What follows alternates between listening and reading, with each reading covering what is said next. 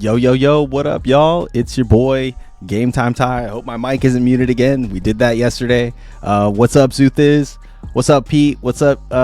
We got Mr. Midnight in the house.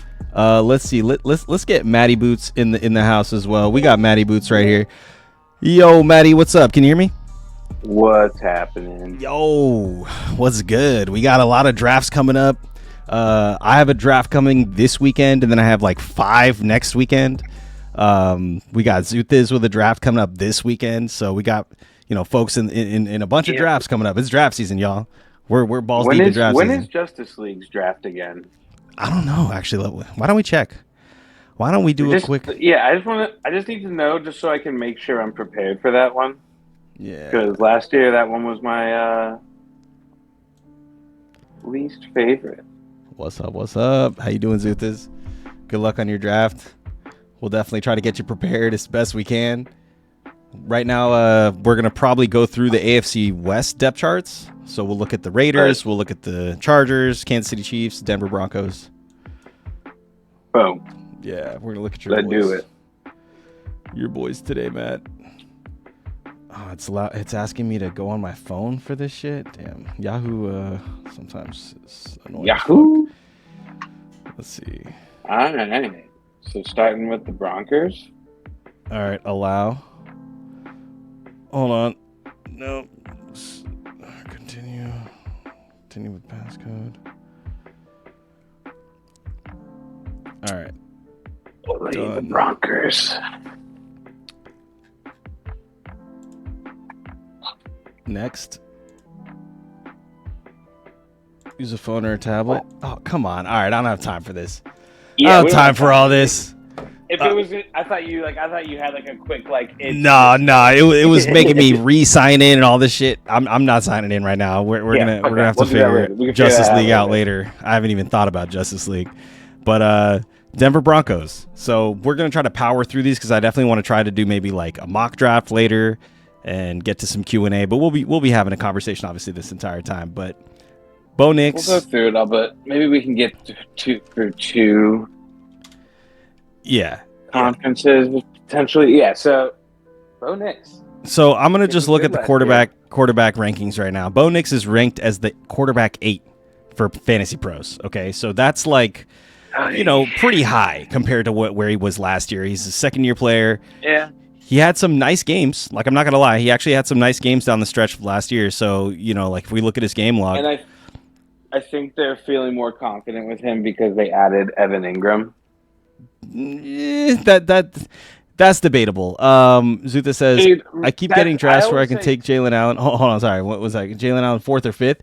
Jalen. You're talking about Jalen Hurts, I'm assuming, right? Jalen Hurts 4th or 5th. Would you say that's too early or too late? I appreciate the help, by the way. Yeah, no problem. Jalen Hurts in the 4th or 5th is fine. It's right around where he's going to go anyways. It's where he's going, but in my opinion, it's early to pick up a quarterback. Well, so yeah, let's look at where Hurts is going here. Like the thing is he's going to fall to the 4th or 5th round. That makes sense, right here, right? Yeah, he's falling. He's QB 4 right there. So if he gets in our league, that's 3rd round. This will be 3rd round in our league, 4th round in a lot of folks' leagues. If he makes it to the 5th round for you, I'd say that's definitely value just based off where his ADP is. That said, like Jalen Hurts has the likelihood of missing games. He usually misses 1 or 2 games each year, whether it's because he's hurt or because they're just too good. What's up, man? Look at the quarterbacks behind him. It's not like after Jalen Hurts is gone, there's all of this all of a sudden a huge drop off in quarterback quality. Like once Jalen Hurts is gone, there's Joey B is QB5. The quarterbacks coming after him are still very. I think they're great. That's why I say it's a little early to reach for Jalen Hurts. I feel because look at Patty Mahomes, Baker Mayfield, Bo Nix, who we're talking about right now. All of those guys are very serviceable.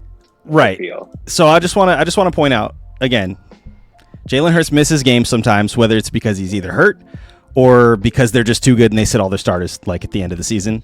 Whatever the case may be, he didn't play the last 2 games of the year last year, and Week 17, that's a championship game. So, I mean, you're basically losing out on your 4th or 5th round guy, whoever you drafted, who, carried you through the season, no doubt. I mean, let's, look at his stats. He finished QB7 overall, right? And you could probably argue that the reason why he's QB7 as opposed to like higher is because he maybe missed that, game or two towards the end of the year. Okay, whatever. But he's still getting you, 18 points, 24 points here. He had a bad game against New Orleans. He had 12 points, but then he goes 16, 22, 22, 35. You know what I mean? He's constantly getting you these high totals, and a lot of it comes from his rushing ability. He usually gets at least like 1 rushing touchdown per game almost. There's one game where he had 3 rushing touchdowns. So he'll do that for you, right? Push is real for him. But push is real. And this is where I've been burned by Jalen Hurts before. 3 touchdowns. Yeah, three rushing touchdowns in one game. It's unreal. That's tush push. Of course. It's just too easy for them. But the reason why I bring this up is because I have personally been burned by Jalen Hurts at the end of the year. Last time it happened to me, he was hurt. This time, though, last year, I think they just sat them. I honestly don't know if he was hurt or not. It's kind of crazy that they would. I think he was hurt because look at the Washington game, he put up 4.5. Oh, you know what? Yeah, maybe you're right. Yeah, he only had 4 attempts, so maybe he got knocked out of that game. Now that I'm thinking about it, I can't remember exactly. But also, to your point, of Dallas is the championship week for he got injured. Most leagues. The Washington game is the semifinals. So like you don't want to have a 4.5 quarterback. So you don't want to assume now he's just gonna, because he's done this twice already, where he's literally been missing for the last 2 games of the season. Is he gonna do that again? Probably not. But it's risky. He might miss games for you during the season. Just know that you're spending 4th, 5th round pick on him. It comes with some built-in risk. And if you decide to, Matt said, wait a little bit on quarterbacks, there's completely serviceable guys later on in the draft. I mean, personally, I like Dak Prescott this year. I think he could have a nice bounce back year. Justin Herbert, even though that offense is pretty run first, he's getting some weapons back. He's got Keenan back in town. He's got Mike Williams back in town. Ladd is Mike Williams retired. Mike Williams retired. Oh my god, that's so funny. Yeah, that's why Keenan's back. Well, they So they were both back, but Mike Williams retired. But at least Keenan's back. But either way, Justin Herbert is someone who he's going a little too late in drafts personally. But let me just say this though. Down here at QB 16, that's crazy, dude. But let me just say this for the 4th and 5th Kenny round Pickett played those games. That's right. Before we go back to Bo really quick, is that just with your 4th and 5th round picks, you're looking for people, like you said, that are going to be putting up points. You don't want to waste early round picks on reaches necessarily, because in that 3rd round or 4th round, there's someone that's picking up I'm looking right here. There's someone that's picking up a Chuba Hubbard, an Alvin Kamara, somebody else that a Marvin Harrison Jr. that may ball out harder than, so that's my only point. And I'm not saying Jalen Hurts doesn't ball. I'm just saying that reaching for a quarterback specifically earlier like that is a tough one. Because, again, you have 32 starting quarterbacks, and I would argue 20 of them are decently serviceable at any given point. Yeah, for sure. If we look, it doesn't. I don't know. If you're looking for your quarterback to be your main source of points, then sure. But I look for my quarterback to be a 20-point, dude a week, and if he's doing that, we're happy. Yeah. So if we look at fantasy points from last year, and actually, I don't even want to go into that. All I want to point out is that my rule of thumb typically is to, in the first 4 rounds, you come away with 2 running backs and 2 wide receivers. 2 wideouts, baby. That's so if that means 5th round, you end up getting a Jalen Hurts because he fell to the 5th round. Great. You at least shored up your 2 running backs, your 2 wide receivers that are all going to be studs for the most part, because it's hard to miss in these upper rounds on guys because they're just all talented, right? Yes, injuries happen. Yeah. Of course, there's going to be busts. Technically, every year there's always a bust or a couple. But for the most part, the reason why these guys are going in the top, rounds as it is because they're supposed to be consistent. You're supposed to be able to rely on them. Let me get this cat. Hold on one sec.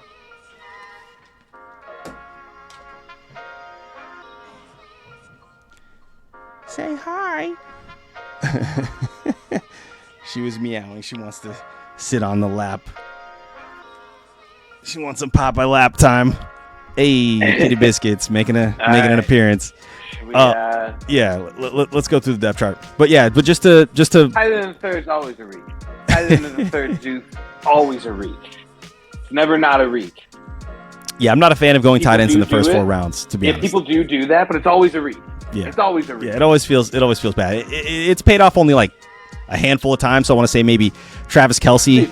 Returned on the value. Back in the day. I honestly am hesitant to even mention Zach Ertz in this context. In the day, like Eagles days. It was literally it was Gronkowski, and it was that guy, yeah, and it was Jimmy Graham, right? Who had one good year. Yeah, Jimmy Graham had like 1 year where he returned on that value, and then Travis Kelce maybe had 2, but like Gronk and Travis Kelce are the 2 that jump out to me the most. But every other year, it's like, you spend high on a tight end, there's not a lot of chances for it to pay off just historically.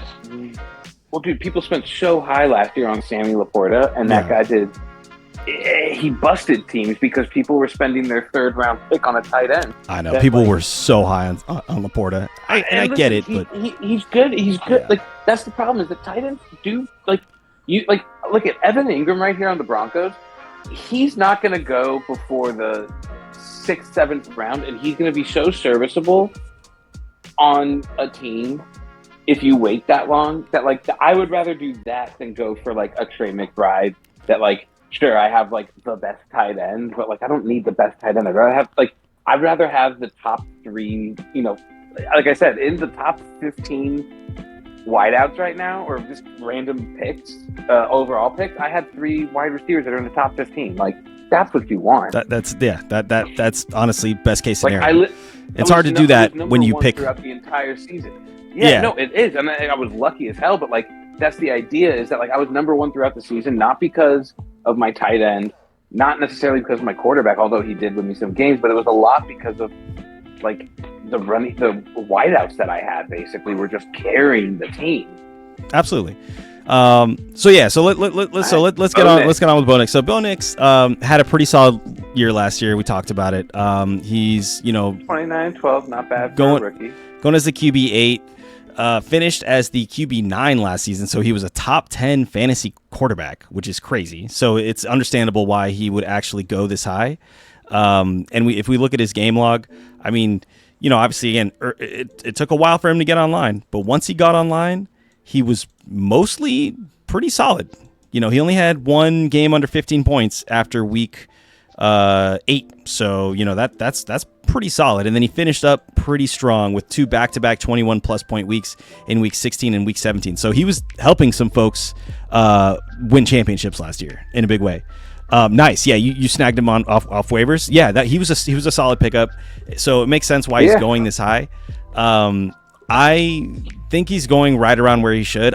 I'm sure people are going to reach for him just because the hype is so crazy around him right now. I could see, and his rushing ability is actually pretty solid for a guy his size. He's not the smallest guy, but he's not Kyler Murray. But and dare I say, a man of his complexion, we're not used to watching them run around like that. So, Josh Allen is the exception there. And you can maybe make an argument for Aaron Rodgers at one point. Drew Brees comes to mind for some scramble ability, but it's a little more than just scrambling with him. They can run designed runs with him in a way. He's obviously smaller than Josh Allen, but he still opens up that sort of playbook for them, right? That part of the playbook. And we know Sean Payton loves just doing crazy stuff with his guys, gadget plays here and there. He loves dynamic guys that can do a lot of different things. So Bo Nix fits perfectly into that conversation. So yeah, frankly, not mad at picking Bo Nix up. I'm definitely wanting to get him. I think again, he might go a little too high for me. If we look at the overall drafts here, rankings here, and see where he's going. 8th, 9th round. Yeah, so he's going pick 69, which is, nice. 7th, 8th round. I wouldn't be mad at that. I honestly wouldn't be mad at that, especially if like I'm securing, my other positions first. Obviously, he's going to be my starting quarterback for sure, and then maybe I punt on a backup quarterback because I normally like to have two quarterbacks. I've learned my lesson to not have just one, and probably go someone like Jared Goff or someone like that in the later rounds, who's a solid, serviceable quarterback if anything were to happen to Bo Nix, just because of his sort of play style. Maybe he gets hurt, or but not going to put that out there. Yeah, this is definitely a solid area to grab a guy like that. And then yeah. Sorry, go ahead. No, I was gonna say for Bo Nix, it ain't bad to because right around there. Yeah. At that round, that's like round 6 or 7. Yeah, I mean, I would start thinking about quarterbacks at that point. And if he's available, definitely pick him up. Exactly. But see, that's also why, because of the hype, I could see people reaching on him. And so I'm not sure. Yeah, I like Courtland Sutton too. Let's actually get to Courtland Sutton because... Well, I was going to say, Courtland Sutton's a good... they tried to... They added... They drafted Pat Bryant in the 3rd round, and then they brought in Ingram. So they're trying to beef up the passing game, because Marvin Mims Jr. has his flash moments, but really isn't helpful at all. Yeah. Well, Troy Franklin, I couldn't tell you one play that he did last year. I mean, this season. Last year, he had some moments where he looked explosive, but he barely got targeted at all. Let's see. Yeah, he had a couple, a 20-yard gain, a 29-yard gain, 30-yard gain here. But he only ever gets 2 or 3. He barely broke 5 1 week here with 5 catches on 6 targets. So yeah, no, I mean, it's obviously Courtland Sutton is definitely the alpha on this offense in terms of the pass catchers. The number one. And then Evan Ingram, I think, is very serviceable too. I think they brought him in for that reason, because they didn't have a tight end that they could really rely on. Let's see. He's 30 years old. Tight ends are supposed to be but he's supposed to be Mr. Reliable. Tight ends are supposed to be Mr. Reliable. Yeah, true.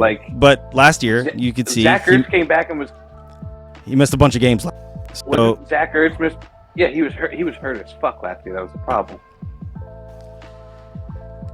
Yeah, no. So I mean, also, Evan Ingram, I think I'm not necessarily stoked about his appearance here. I just think it shores up a need that they have, and he can definitely catch passes. He's definitely, serviceable. We've seen him have success in offenses that utilize the tight end in a sort of high target, high frequency fashion. But that said, he's 30 years old. He missed a lot of time last year. I'm just worried about his health. Yeah, that's why hurt. I'm not necessarily going to pick him up. Or at least pick him up anytime early, obviously. And it's not like he's going talk about Evan Ingram. He's wow, he's going in the 10th round. That's a little crazy to me. That's a little crazy. So, but hey, he's risky. He could pay off. I still think that if I'm going to go for any of the pass catchers, it's going to be Courtland Sutton, and that's probably it. If you look at Bo's games last year, I believe he passed his tight ends a lot. Okay, I mean, that's actually a good point. You're absolutely right. Come to think of it, and any tight ends are Mr. Reliable, but they brought in someone. This kid was a 1st-round draft pick back in the day. Evan Ingram, he's a remember you had Zach Ertz when he was on the Cardinals catching for Kyler Murray. He was doing good shit. Yeah, look, I'm not saying that 30.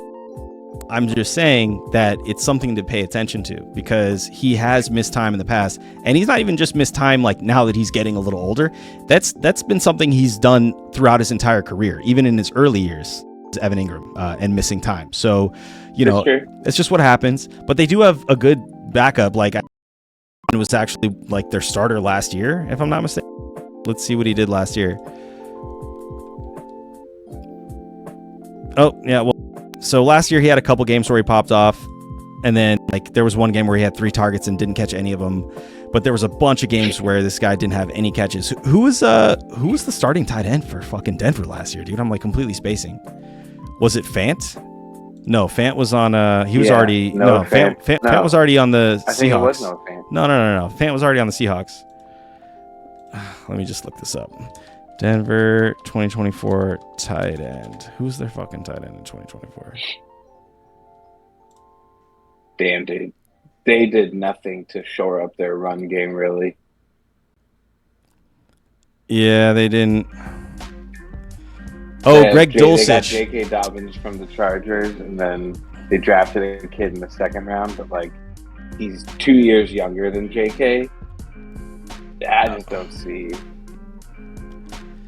Yeah, so it was. Greg. It was Greg Dulcich, who's no longer on the team from the looks of this depth chart here. So he's not dead. He's not. Yeah. So it's Evan Ingram, Adam Troutman, Nate Atkins, and Lucas Kroll. So it will be the Evan Ingram show most likely, and like if Zuth is, as he alluded to, they like to throw, at least Bo Nix looks like he likes to throw it to his tight end. And also we've seen Sean Payton utilize pass catching tight ends in like almost every single one of his offenses. He was the coach of we just talked about Jimmy Graham. Exactly. Of course he likes a good tight end. Yeah. He likes a good tight end. 100%. So we could see Evan Ingram do some stuff. That's the thing. You actually, where Evan Ingram's going in the 10th round, right? That's what I mean. He's not that high up. He could pay off. Super serviceable. You just know he's super serviceable for where he's going. You just know that there is a risk, right? There's definitely a risk, and it looks like the consensus draft statement is just people are high on him, which is obviously not a surprise. Me personally, again, if we look at his game logs from last year, he missed a bunch of time. He missed time early in the season, and he missed time late in the season. So you weren't able to rely on him really like half the season. So, and this is not a uncommon thing. He played he played all of 2023. So that might have been his first year that he played all games. No, he actually played all of 2022 as well. Let's see, 2021. He missed the first couple games, played most of the rest of them, but just didn't have a lot of success. Not a lot of usage there. I think that was when he was on like Carolina or something. Was he on Carolina or Jacksonville? It's honestly a blur. No, it was probably his last year of the Giants. 2020, decent year. Okay, so there are seasons where so he missed a bunch of time in 2019. So a bunch of time in 2018 as well. So it's like I don't want to pin this guy because that actually looks like he plays more games in more seasons than not. It's just when we last saw him, he missed a bunch of time last year. So this year, just be mindful. Hopefully he doesn't miss a bunch of time, but and he never really look what he did.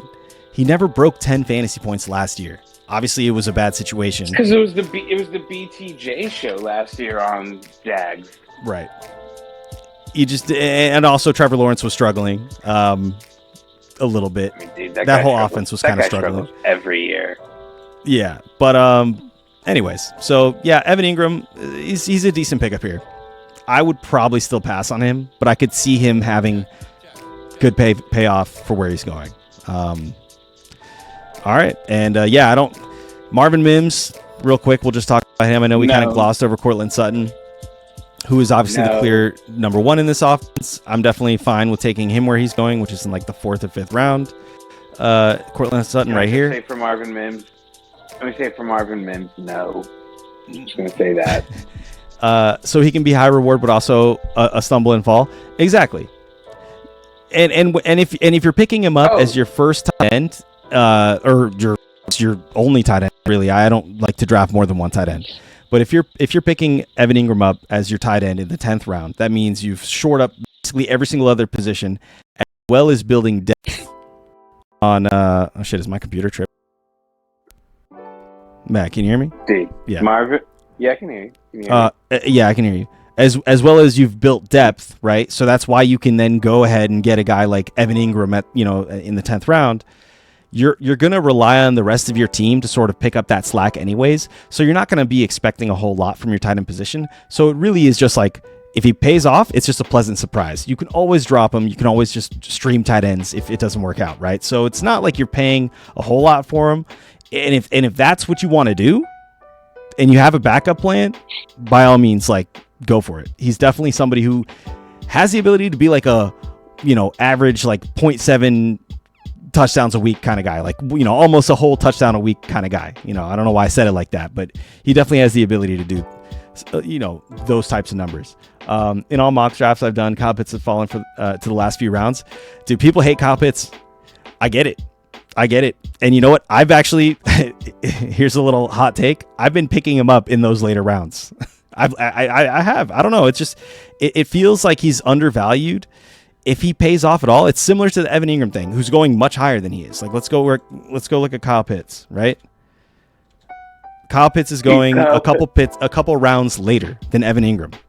And I would be much happier, in my mind, going with a guy like Kyle Pitts, because the thing about Kyle Pitts, it's all there on paper, right? If you look at the measurables, obviously he's like an insanely, gifted athlete. He's a young guy, right? He's on a team where it's on the uptick. It's ascending. It looks like they have a young quarterback, and they look like they've developed chemistry, in this preseason and throughout training camp. So it's like, I understand based off of history why the Kyle Pitts narrative is the way it is, and people hate on him like tremendously. That said, I'm going to look at this a little bit more optimistically and try to ignore what we've seen in the past. Yeah, I might get burned by it, but frankly, again, if I'm spending a 10th, 11th, 12th round pick, maybe even later, if you've seen him drop to like round 13, 14 in some drafts, that's literally almost dirt. That's free, basically, right? You can easily just swap that guy out for somebody on the waiver wire. And I'm usually a streaming tight end kind of guy anyways, so I'm familiar with that world, and I'm more than happy to take a shot on Kyle Pitts, who could end up being like a top 10, top 5 guy potentially if that team figures it out. Darnell Mooney isn't going to be available in the first couple weeks. I'm at least, they said he might.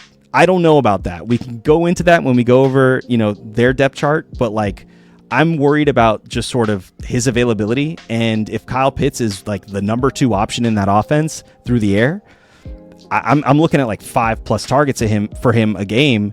And, I don't think he's ever seen that type of volume. I mean, actually, let's see. When he gets volume, last year he had 9 targets, 7 catches, 65 yards, no touchdowns. His biggest issue was in the red zone.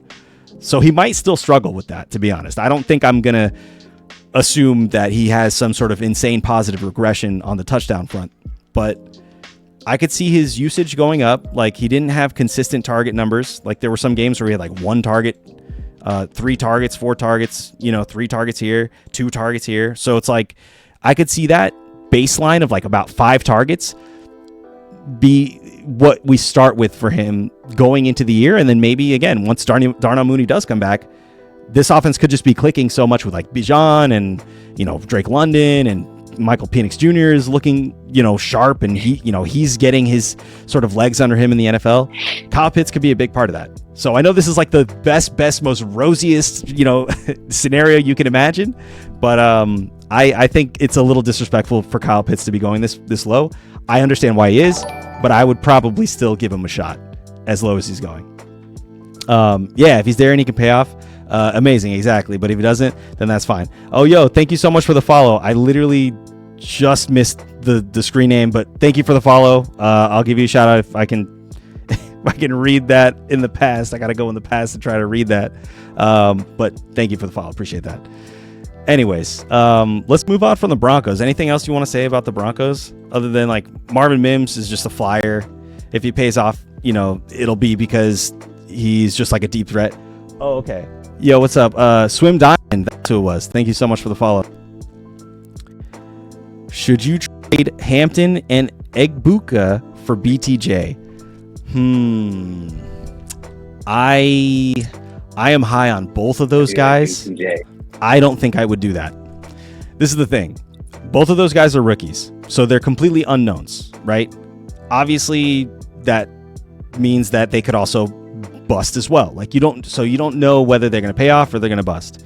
BTJ, we've kind of seen him. Obviously, last year he was incredible, and he's obviously going in the top of drafts. He's going in like the first round in some drafts. Like literally, he's going ninth overall in this PPR ranking. So he's clearly a first round guy. That said, Omarion Hampton, you probably picked him up in the second, third round in some drafts. Like where is he going in this draft? In this rankings? Omarion Hampton, where's your boy? Where's your boy? Like down round. Here? Okay, like so actually in this PPR ranking, he's all the way down to the fourth round. So you're basically essentially trading like a fourth rounder, and where's Egbuka going? Drop it. Damn, like a ninth rounder. So fourth rounder and ninth rounder, you're turning those two guys into a first round quality guy, right? The thing is, those two guys both have the ability and the opportunity. It's not even just about ability, because we know rookies are drafted based off of what we perceive their ability to be all the time, right? It's about opportunity as well. Chris Godwin is not playing right now. He's not even practicing, right? Mike Evans is getting older, and I think they're looking for the next line of the person in line for the succession of. Don't they have that kid from last year still? Yeah, they have McMillan. They have McMillan, but he actually just got banged up as well. If I am not mistaken, Jalen McMillan. Let's see what just happened with Jalen McMillan. Neck.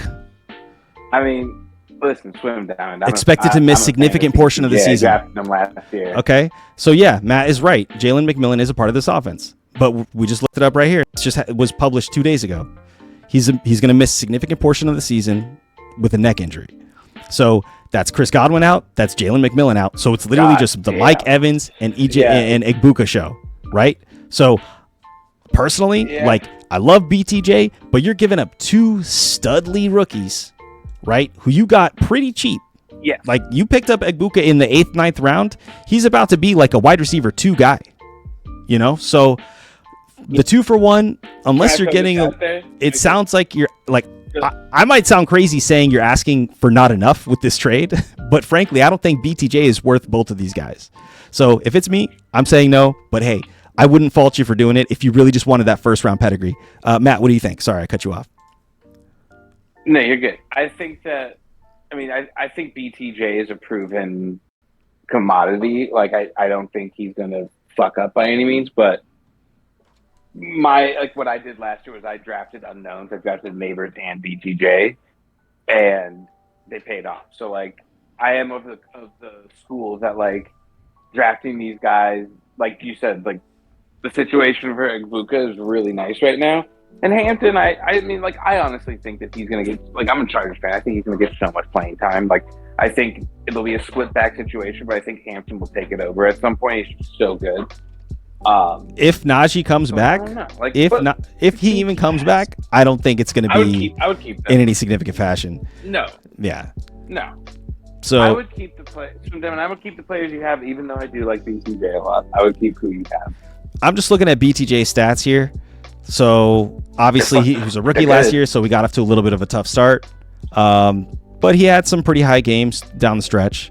But if we're looking at these fantasy totals, there was a couple games where he duds, 2.7. I mean, this is a tough matchup against Philly. That's Trevor Lawrence's fault. The guy, anytime the ball came his way, except for the Houston game, he didn't do too well. But other than that, he fucking catches the ball when it's thrown to him.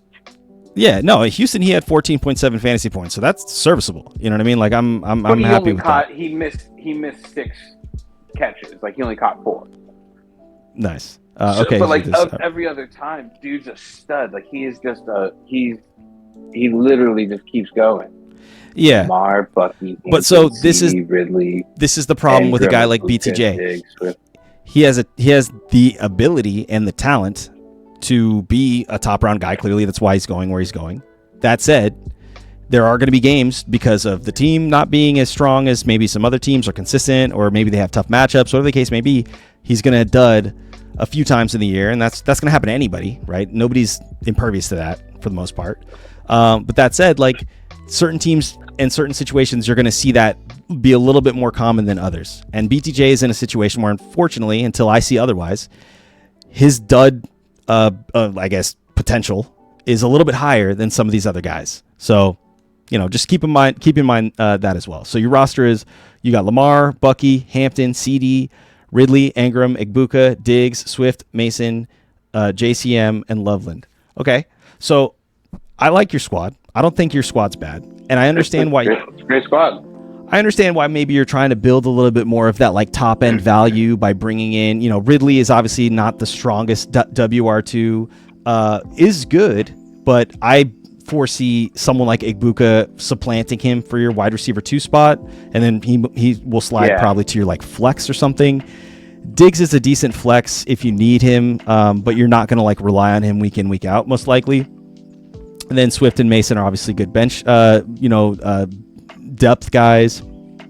I think Hampton has like home run ability, and again, I'm high on Igbuka, and just the situation that we see, shaping up in Tampa Bay is that Igbuka is going to have like every opportunity to prove whether he's the guy or not, right? And if he does end up being the guy, guess what? You just got a stud in like the 8th, 9th round, and you definitely will either want to capitalize on him by trading him high, which case you could get more than just a BTJ if you're going to trade both Igbuka and Hampton away, right? Like I said, that feels like to me, come week 2, come week 3, which is coming pretty quick, we're going to be looking at like Igbuka and Hampton as like 2 pretty dope dudes. And I don't know if we're looking at BTJ, with any kind of like poo-poo shades or anything like that. I'm not saying he's going to like fall off, but you might be looking at that trade a little differently come week 3. That's all I'm saying. So I understand the need or the desire to want to switch things up a little bit and get some more, of that top caliber talent, the quote unquote sort of like reliables. Ridley doesn't seem super duper reliable. We don't know what's going on with that situation yet. Yeah, he could have opportunities, but like, we'll go through their depth chart, but it doesn't look good there in terms of the pieces that they have to help him out. And then as far as Igbuka, again, like I think he's going to just turn into a dude who's actually a serviceable wide receiver 2 week in, week out. And I'm giving away too many of my secrets. Matt's on the line, so he's hearing all of this, and he's going to know. I already have my secrets. Yeah. Since last year, I've changed up my entire drafting strategy. You know this. No, I appreciate it. I appreciate it. Yeah, your drafting strategy is now. I don't practice what I preach necessarily all the time. I reached last year for a quarterback, Joey B, in like the 5th or 6th round.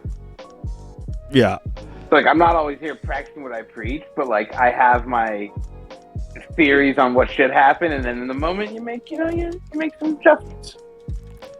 Yeah, dude. Nah, your draft strategy has been pretty sound this this last season. So we're gonna check out some RJ Harvey highlights. We haven't really talked about him really. Yeah, look at him really quick. I don't think the only way he supplants J.K. Dobbins in my mind is if J.K. Dobbins gets hurt, which is likely. But I don't think RJ Harvey is crazy by any means.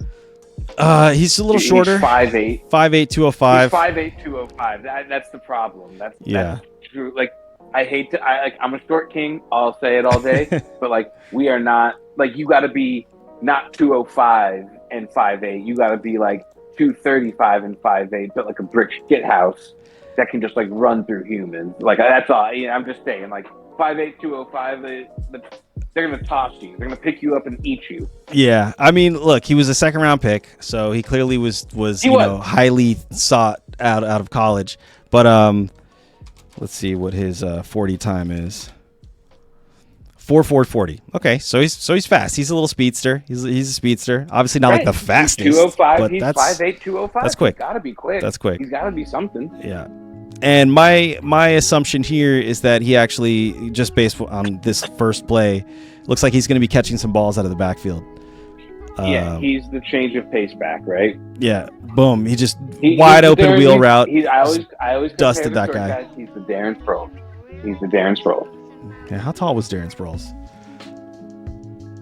Like 5'7", 5'8", too. Like maybe 5'9". He was short. He was 5'6". He was 5'6". So a little bit shorter. He was real short. A little bit shorter than our boy RJ. But okay, nice. But he was crafty. He was swifty and crafty. Oh, for sure. Yeah, that doesn't do much for my eye test to be like I'm picking him up. Okay. Yeah, we get it slow motion. Oof. All right. Okay. Here, let's check this one out. That was the replay of that. Okay.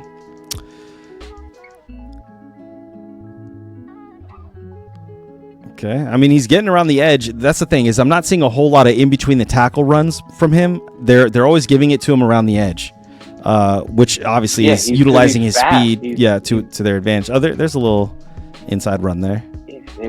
They want him to get outside because he's fast. Yeah. No, I mean, from what I'm seeing, I mean, you said Darren Sproles. Guess who Darren Sproles played for? Sean Payton. So Sean Payton likes his, sort of gadget, speedy, short dudes who can kind of get lost behind the line of scrimmage and then pop out somewhere and just zoom away. So, I definitely see the potential for this guy. And, it's just, this is my hesitation with this guy, right? He's a second round draft pick. I don't know if he needed to be that high. I think maybe the Broncos that was their guy. He didn't fall to them, and they didn't want to risk missing out on him if they passed, on him in the second round. So I think they kind of reached a little bit. That said, let's see where he's going. So that just shows me at least their impression of the kid, and where he's going is right above guys like Aaron Jones and right behind Tony Pollard and Isaiah Pacheco. People are super duper high on this guy. I don't know if I'd pick him up this high, to be honest. This is to me a little reachy.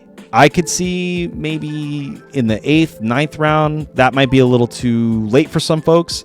That's probably where I'm comfortable picking him up. So if he slides down to maybe the late of the the end of the 7th, I could probably pick him up there. But I think the way it's been sounding with J.K. Dobbins, and we can actually look at like some J.K. Dobbins headlines, just so we don't make these assumptions, right? I don't want to just assume anything. But J.K. Dobbins has had a pretty good camp, and people are saying he's been running strong. So, yeah, he was great when he played on the Chargers last year. Yeah, he had some great games last year, for sure. When he wasn't hurt, he was studly. Okay. I don't know where that headline is. He's very injury prone, so it's kind of risky to pick him up, is the problem. Well, that's why I think people are looking at this as J.K. Dobbins, even if he does kind of have that lead role, it's only temporary, and eventually R.J. Harvey is going to come in and take that, backfield from him. I still think it's going to be a committee, and because of that, that's also why, and we know that Sean Payton can have success with a committee, right? We saw it with Pierre Thomas and what was that other guy's name? Pierre Thomas and Mark Ingram, right?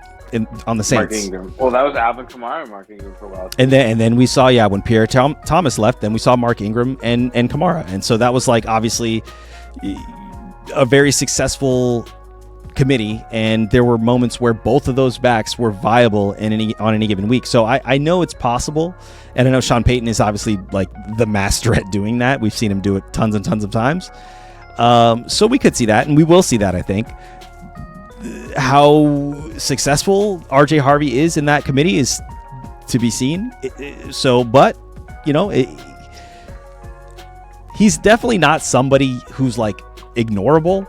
I'm not saying drop him off your boards. I'm saying he's going a little too high for me, and that's probably just because I think there's a lot of weapons on this team. You still have Cortland Sutton. You have Bo Nix, who likes to rush in some touchdowns himself. So it's like, then you have J.K. Dobbins. So it's like, how many opportunities is this guy really going to get in red zone situations, or even just like high value situations in general?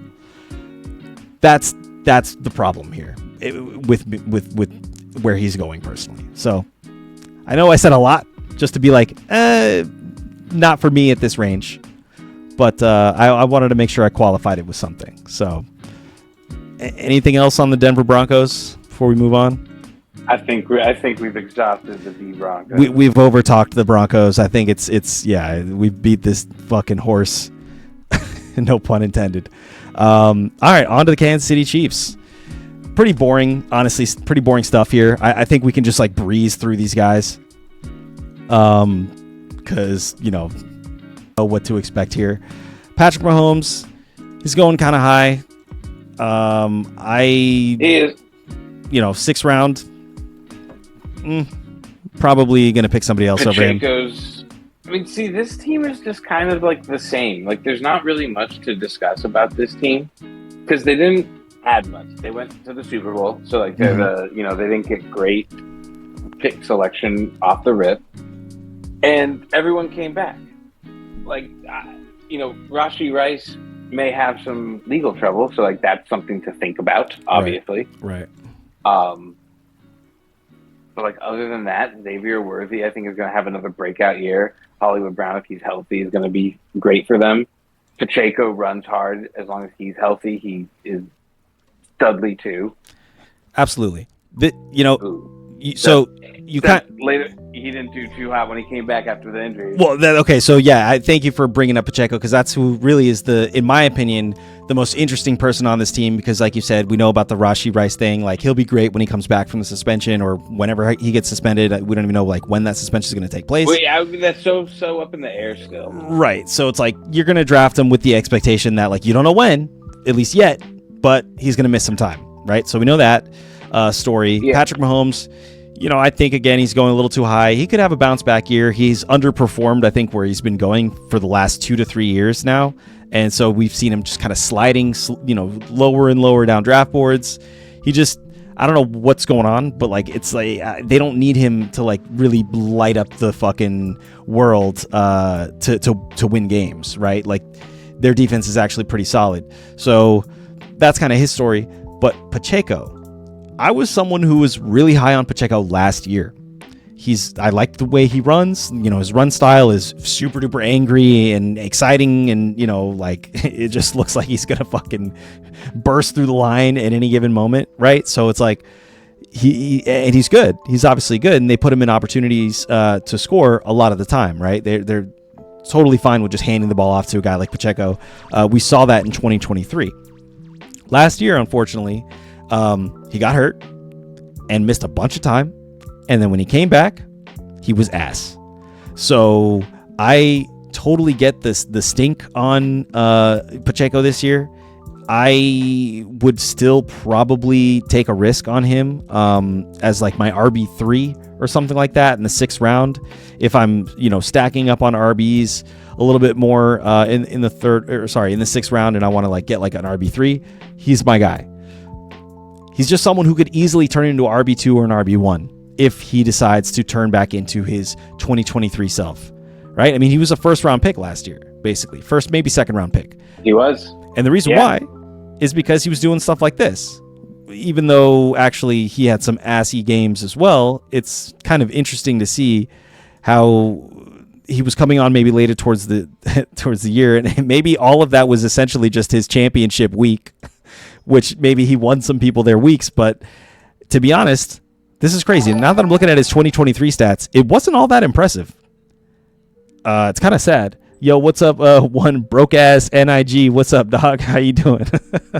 That's a hilarious name. Don't get reported, bro. Don't get reported out there in the world. Hey. Thanks for the follow. Kareem Hunt better. Kareem Hunt. I mean, this is the thing about Kareem Hunt.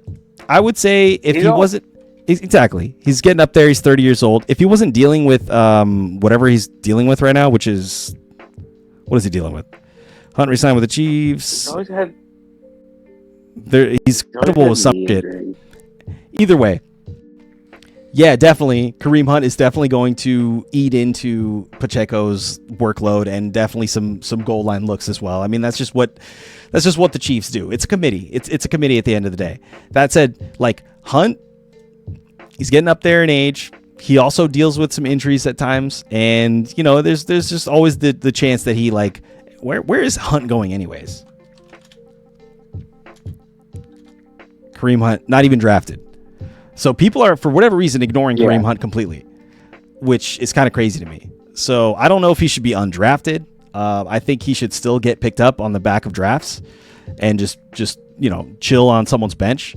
Because like if Pacheco goes down, there's really not a whole lot of people behind him, right? Other than Kareem Hunt, and I think I saw Elijah Mitchell and this guy Brashard Smith back there, who's a rookie, 7th round rookie. So maybe this guy comes out of nowhere and balls out of control, but that's obviously highly unlikely. So not to again belabor this point, because round 7, I want to really zoom by the Chiefs a little bit, but I'm not super stoked on a lot of these guys. I think the only guy I would probably pick up, and this might just be because I am a little bit I want to double down on somebody to just prove a point. It would be Pacheco, where he's going, which is in the 6th round or whatever it was. 61 ranked right here. That's the only reason. So it's not founded in so I wouldn't recommend you doing it. I'm doing it because I want to prove something to myself, and it's probably going to get me in trouble. So, but if you want to get risky, then go ahead and take Isaiah Pacheco. But other than that, a lot of these guys are actually some of the riskiest fantasy players you can get. And every fantasy player has inherent risk, but for whatever reason, the Kansas City Chiefs just give me some weird vibes. They've been giving weird vibes this last couple of years in general. So it's hard to trust any of them. That said, any one of these guys could end up being a dude in a big way. If they decide to put it all together and have a resurgent year, maybe they're out for revenge because they just got, their butts whooped by the Eagles in the Super Bowl. I could see that being the case. So who knows? Yeah, Kareem Hunt was once top 5 RB in that same offense, so I'm going with him. Yeah, you're right. I mean, history has shown that Kareem Hunt, not even just long ago, when he was a rookie and that amazing rookie year that he had, he's done good things in the past couple of years as well. So I know what you're saying, and you're getting him for free. So not bad, honestly. Like I said, I don't know why he's ranked all the way down here. He shouldn't be not drafted. You know what I mean? Let's see what his 2024 numbers were. So yeah, when Pacheco went down, dude, this guy was getting 20 points a game, 12 points a game, 17 points here, and then obviously he had some, a little bit of a dip. Maybe his usage went down for whatever reason, but then it came back up a little bit. So he's serviceable, and this is just as early as last year, recent as last year. 2023. Similar, when Pacheco went down, his usage spiked. When Pacheco came back, it kind of went down a little bit, but it was still a committee. He still got 10 carries here, 7 carries there, which is interesting. And short yardage work for sure. He's getting touchdowns. That's what he's doing. Getting 2 touchdowns here, 1 touchdown here. Low yardage. He barely broke 55 yards once, or 50 yards once, which 55 yards here. Other than that, it's all just these short yardage touchdown situations. So yeah, sleeper of the year. I mean, if Pacheco goes down and his usage spikes again, we could see a situation where he's getting 15 points a game, something like that. So yeah, not a bad take. Not a bad take, dude. I appreciate that. All right. Anything else to say about the Chiefs before we leave them in the dust? That was a quick one, but I don't mind it because, like you said, Patty Mahomes. There's not rookies to look at either. It's reason, not But I just it. I think of it almost like the stock market too. It's just how long can this level be kept up? There has to be a down. Infinite gains. Infinite gains, dude. Huge letdown. Yeah. Oh, of course. No, Travis Kelce's on the downturn for sure. That last year, he people went high on him and he let them down. So it's just, I think that they're a good team. They get it done, but fantasy wise, I don't think they're the Chiefs of 21, 22 that were just ridiculous anymore. Of course. And you do say he let people down. I think in a way you more so just mean that he didn't return on his value where you drafted him because people were drafting him way too high. He got 3 touchdowns. And 3 touchdowns is obviously awful for him. Yeah, that's the problem. Is yards are there. Yards are great. And he's getting targets, right? He was a scoring machine. He's a scoring that's why people drafted him, was that he got touchdowns. And that again, when you're drafting in fantasy, the yards are great and carries and all the that's fine and dandy. But like, if they're not scoring touchdowns, it's not really worth it. Like, I don't. I hate to be that guy, but like, touchdowns are worth so much more than yards. And when someone is projected to ball out in the scoring department and they don't, it's a letdown. And I think, hopefully he has a resurgence, but that was the problem, is that like you have, like, Pacheco was supposed to be a tutty machine, got hurt, no tutties. Yeah. Same thing with Travis Kelce. Yeah, no, you're absolutely right on that front. And that team was just scoring less touchdowns last year in general, anyways, on the offense because the defense was so good. And they still somehow pull it out to go to the Super Bowl. So like, they're a team that does that. Just fantasy wise, it's not fun. Yeah, and I agree with you, Broke. Don't draft the tight end before round 8. 100%. All day. I usually avoid tight end till like round 10 sometimes. Or just punt on them entirely. Dude, sometimes I don't even draft a tight end. I get a waiver wire tight end. Yeah, I mean, you basically did that last year when you drafted fucking. That's what I did last year. Or Sinnott or whatever, however you pronounce that guy's name. But all right, cool. Let's move on from the Chiefs. Travis Kelce's going in the 8th round, so it's like, sure, you could pick him up and be pleasantly surprised if he's like going on a revenge tour this year and all of a sudden turns into, to his like 2020 self or something like that. But, personally, I probably wouldn't go grab him. And honestly, I could see people just picking him up earlier anyways because of name value. They're just like, oh shit, Travis Kelce's still here in like the 6th round. Like, I'm going to just like grab him because they're, just obsessed with name brand value, which I understand that as well. If you and half-point PPR is standard, full PPR, you take a tight end in round 3. Interesting. Okay. So yeah, half PPR, I could see you, punting on tight end. Full PPR, if you're getting one of those top 3 tight ends, like a Brock Bowers, Trey McBride, and like, who's even the other guy this year? Who's the top tight end? Who am I missing? George Kittle, I guess, is up there now because of just the way the situation's panning out in San Francisco. Yeah. So like, maybe you could make that argument, and I'd probably lean towards George Kittle out of those 3 just because of, I guess, where he's going. Like, you're paying the least for him. He's going, I think, in the actually, it looks like he just leapfrogged Trey McBride. So George Kittle's now going in the early, what is this? He's going in the early 3rd round? That's crazy to me. And then Trey McBride is down here in like the middle of the 3rd round, almost end of the 3rd round. So like, wow, George Kittle, that's crazy. I don't know if I'm doing that. Even in full PPR, I still would probably go receiver again. If I'm doing like back-to-back receivers or, maybe running back receiver running back, I would still pick up another running back or receiver over George Kittle and a Trey McBride. That's just my vibe, though. You know what I mean? Not going to hate on anybody who does that, but damn, George Kittle going in like the early 3rd, end of 2nd round is kind of crazy to me. That's stuff has changed a little bit in the last couple of weeks. Okay, Las Vegas Raiders. Let's go. A whole new world with them.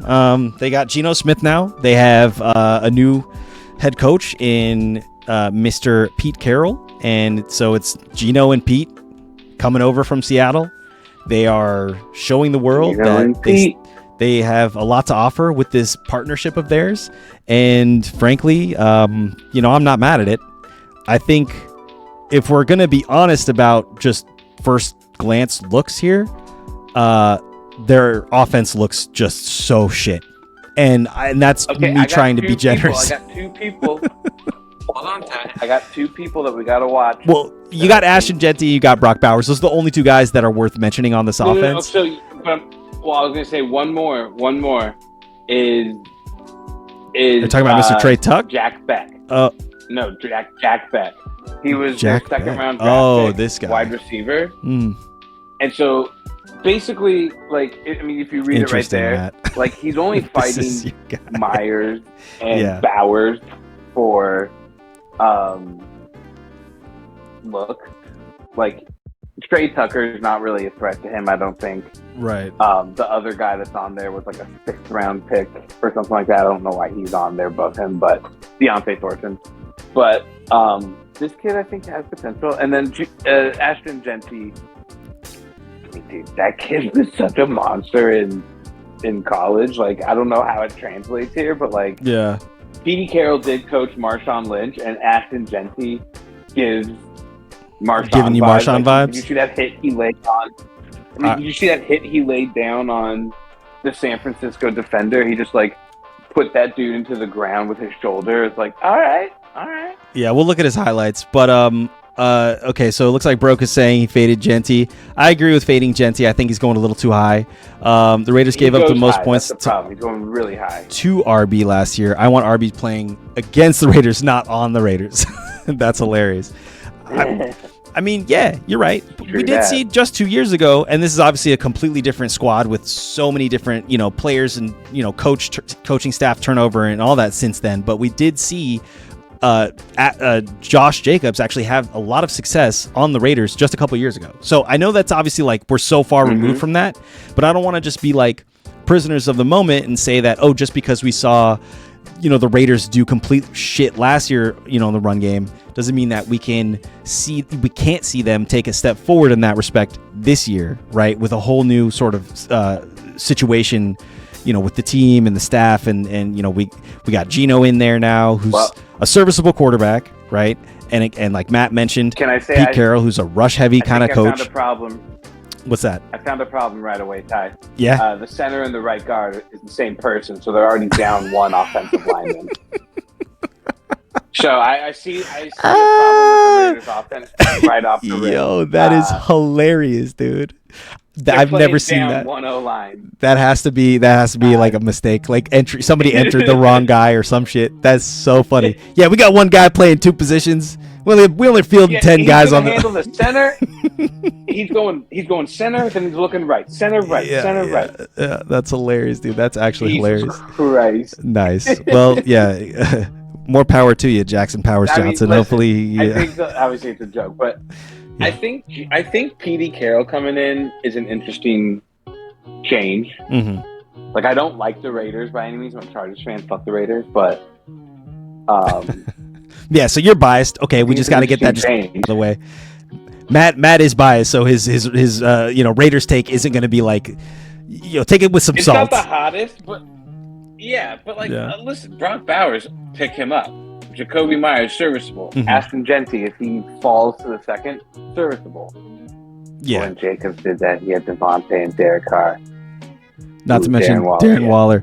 Okay. Darren Waller. Okay, so yeah, obviously, like, he had supporting cast members around him, and he didn't have, his center also playing the right guard position as well. So he definitely had like more. We're gonna beat that horse till it's dead. But we know that Josh Jacobs had like maybe a more ideal situation than obviously what it was last year.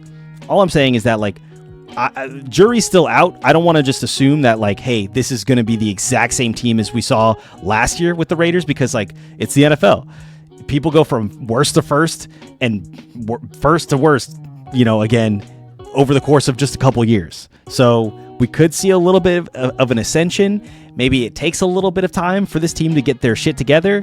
Where Ashton Genty's going, you need him to produce right away. I like the fade on him, but I'm not going to say if he's sitting there in like the third round and I'm like, shit, I want to take a chance on this like young stud who's like super exciting to watch. I might do that. Where he's going right now, though, I'm probably going to pick up somebody like Jonathan Taylor over Ashton Genty, Christian McCaffrey probably, if I'm looking for running backs. Devon Achane, I know, has been getting a lot of heat recently. Probably would pass on him. I probably would actually pick up Genty over Achane now that I'm thinking about it. But Bucky Irving, I'm picking up over Genty in a heartbeat. You know what I mean? Maybe even Kyron Williams if we're getting crazy. Definitely Chase Brown. And I'm a Bengals fan, obviously.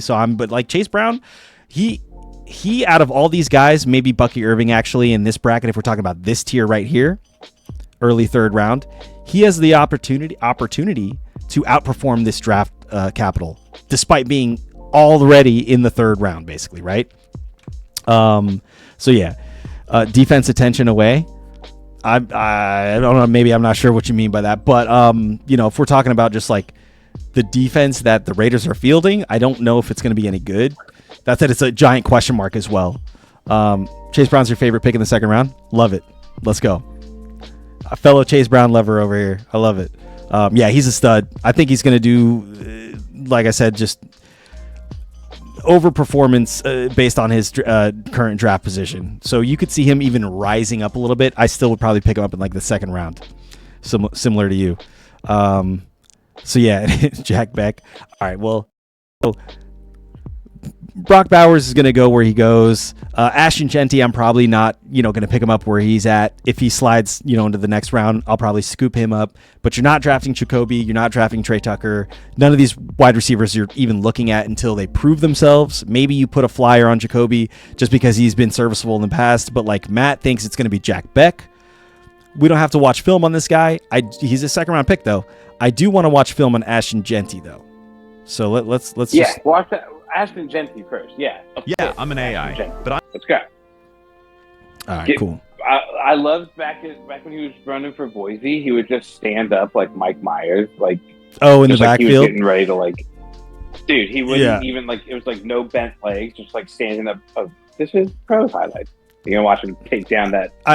Take down the defender. You mentioned he lights a defender up in this game, so I wanted to see which play you're talking about. Is it this game? It's this one, right? Against the 49ers? I mean, no, it's a different. Is it that one? Different play. I mean, he just bounced off. Look, I'm a little delayed, so 1 second. I mean, he doesn't lay him out, but he just shakes off that contact almost and stays up on his feet. That's pretty. The other dude fell. Yeah, the other dude definitely ate that hit and did not enjoy it. Nice. I mean, he's got. You'll know which one I'm talking. Hold on, you'll know which one I'm talking about. It's probably more towards the end. Right, they're probably saving it. Yep. The one where he pushes the guy down on the 30. Oh, wait, we just saw it. We just saw it. Yeah. Oh, okay, yeah. You're right. He just sends that guy's head off the turf. Dude, boom. Yeah. No, he's nice. He's nice. I'm not. Look, I'm not saying like. That's why I'm saying like you don't want to avoid him completely. I think he's just going a little too high. There are a couple guys I would pick over him just because of the unknowns. Yes. I think the risk factor. I'm like averse to maybe just a rookie this high on a new, on a team that has a new head coach and new quarterback and all sorts of stuff that we just don't know yet. But I mean, he looks. Watch his college highlights, though. Yeah, let's look at his college highlights. But I did want to see his pro highlights because that actually is informative as well. Let's see, top plays of the 2024 college season. You ready for the next? Let's check this out. The Raiders play in the scoring division, so they have a hard time in thinking they're running the ball 20 times a game versus Chargers, Chiefs, and Broncos. Yeah, no, their division is tough for sure. And they probably will run. The division is the throw first. Yeah, yeah. All those dudes are like flingers. Yeah, no, I get what you're saying. It's definitely a tough division, and those defenses tighten up as well. Like we're talking about the Chiefs defense. It's so good. We're talking about Broncos defense, both prolific defenses in their own right. I think Broncos was a little susceptible to the run actually last year. They were more of like a pass heavy defense, but they might have shored that up. But I know the Chargers are a sneaky defense this year. They're actually one of my sleeper fantasy defenses to grab. We'll talk about that when we actually get to their depth chart. But yeah, I see what you're saying. So basically, like 6 games out of the year, you're playing tough defenses. So guaranteed. And probably playing from behind. Which you're going to be passing a lot in that scenario, anyways, as well. So his highlights are so crazy. He was so good in college. Like this is like. I mean, he's just knocking it out of the park every fucking play. It looks like. But that's basically what it was. Every game Boise he had like 200 something yards, dude. Yeah. Like he was literally a monster making SportsCenter highlights weekly. Yeah, dude. I'm just looking at not only his top speed, like he's getting speed and separating. There he didn't separate, obviously. I think he may have been tired. But like he's also just a beefy dude. How big is this guy? This guy's 5'8", 208. Oh, okay, wow. He's actually a little short. A little shorter. What's up with all these he's a monster. Kind of like shorter guys in this draft. It's a different ball game. Yeah. Dude's a beast. Dude is a beast. I will give you that.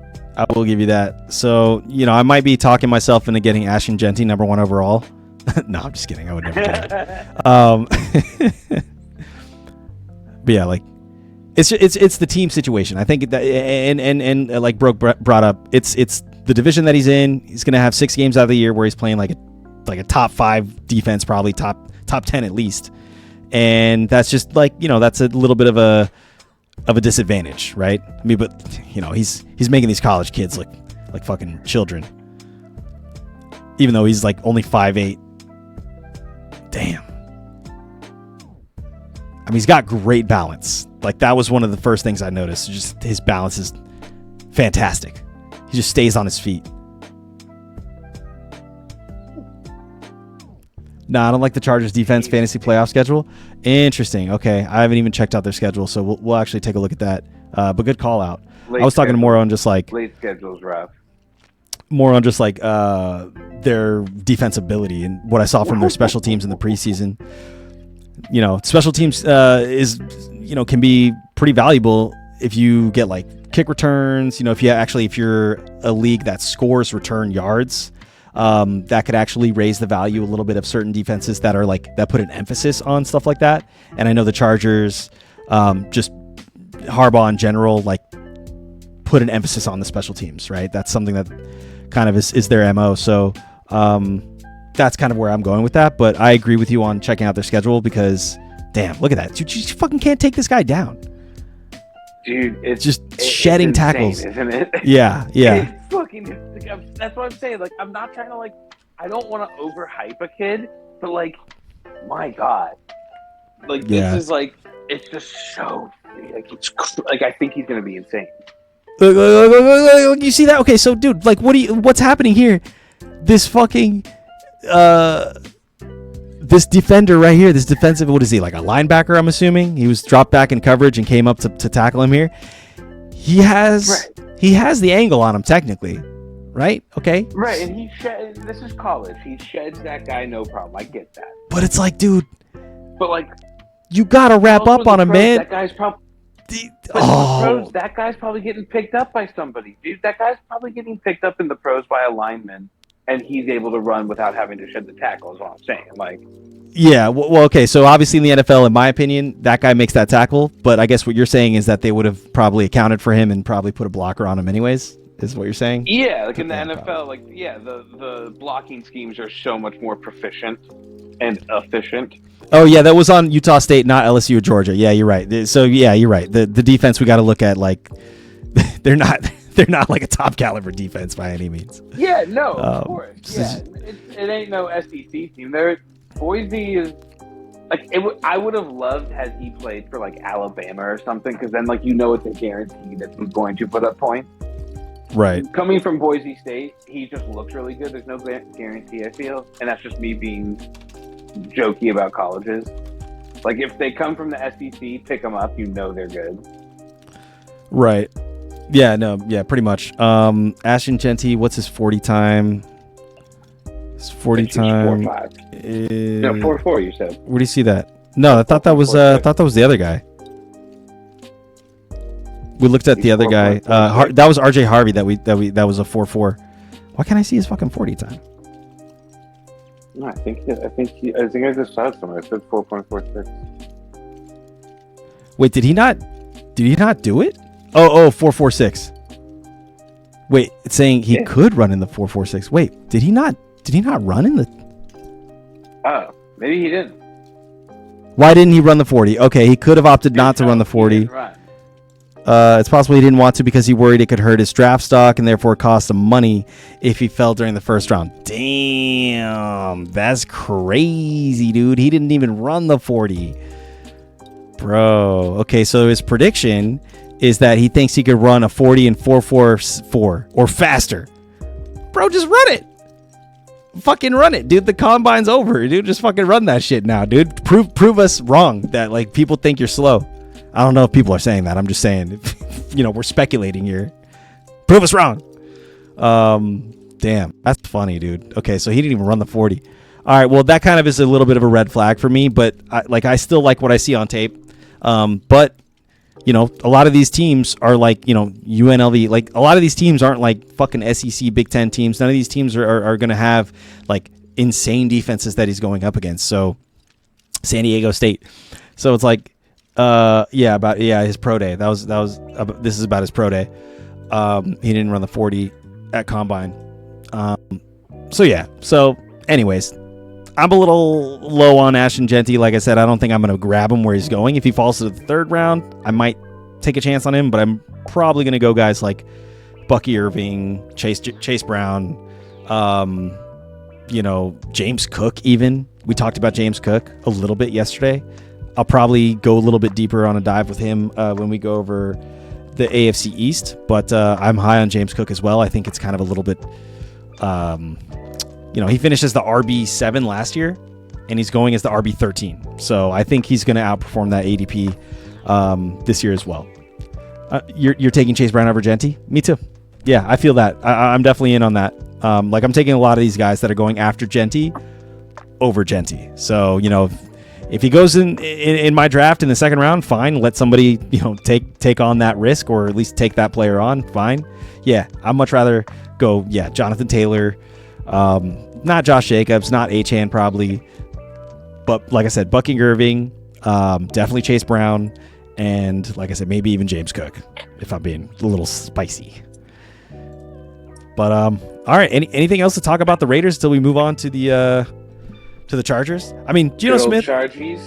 Yeah, Geno Smith. I was hey, he's kind of an easy late round quarterback to pick up, at least when he was on the Seahawks, and he'll be serviceable for you, and he was.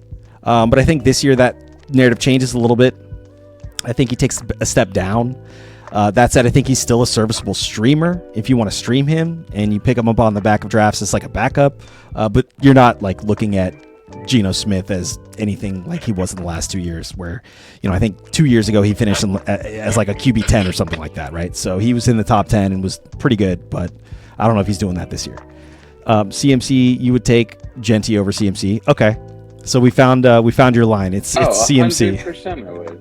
Yeah, I actually am kind of high on CMC this year. I know a lot of people have been. I'm avoiding that like the plague. He's been slowly making his way up draft boards. I know this one shows that he had a little bit of down movement. But yeah, he definitely has high bust potential. But if he plays like he has in the past, 2 years ago, let's just say 2023, I mean, that was a league winning year for him. He was winning leagues, maybe not in championship week where he only had 9 points, but he was consistently getting, 22 points, 19 points here, 17, 41 point game, 11 points here, 19 points, 23 points. So he was consistently getting high double digit points. That's what people I think are remembering about CMC. It's they want to hope that he does that again this year. So we'll see. Hopium and copium right now. A lot of hopium for sure. Definitely a moderate amount of copium as well. He's 31 years old, though, as Brooks mentioning, and he's a little bit small. You're right. You burn me That's once, definitely risk. Fool me once, shame on you. Fool me twice, shame on me. This is the thing. What happens if CMC doesn't come out and ball out? That team is so desperate for talent. Well, they traded away Debo, right? So they have a safety net gone. Just whatever you thought, how reliable he was for that team. Debo, yeah, he could miss some time from time to time, but he was solid for them when he was playing. Gone. He's gone, right? Aquan or fucking what's his name? Ayuk? I was about to say Brandon Bolden or Aquan. I don't even know who I was saying. Brandon Ayuk, fucking not playing right now. Juwan Jennings dealing with an injury. So that whole team is so. Basically, it's almost void of all of their starter talent, right? There's a talent deficit in their starting lineup right now. And CMC, if he doesn't fill that role, he basically has to pay off, right? There's no other option because it can't just be the George Kittle show, right? So that's kind of where I'm going with why CMC to me has value right now. Yes, he's super duper risky, but man, if he plays all the games, he's going to just have insane usage and just be insanely efficient. So Derrick Henry did good at 30, but he's just so big like a linebacker. Yeah, Derrick Henry is just a complete anomaly of a person. You're not going to see guys do that frequently into their 30s like Derrick Henry, and that's also, we talked about it yesterday. You're still seeing Derrick Henry in the first. Where is he actually? He should be up here in the second, third round. Am I missing him? No way, he's all the way down here. We just talked about him yesterday. Let me find him. Yeah, 7 right here. He's literally in the first round. So it's like the consensus around Derrick Henry is that, like, yeah, the assumption is he'll do it again, right? People aren't really worried about it. That's why his risk isn't really baked into his draft capital. He's like a top round guy. So, yeah. All right, let's move on. Derrick Henry, he always balls out. Yeah, no, for sure. But that was the Raiders. Now we're going to talk about the Chargers.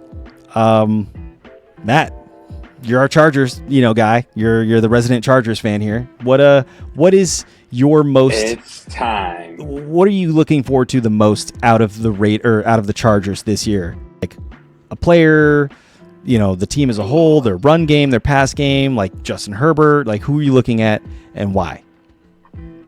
I think Justin Herbie is due for a real year. A real year. I think last year was not a real year. Last year, dude, he was let down by.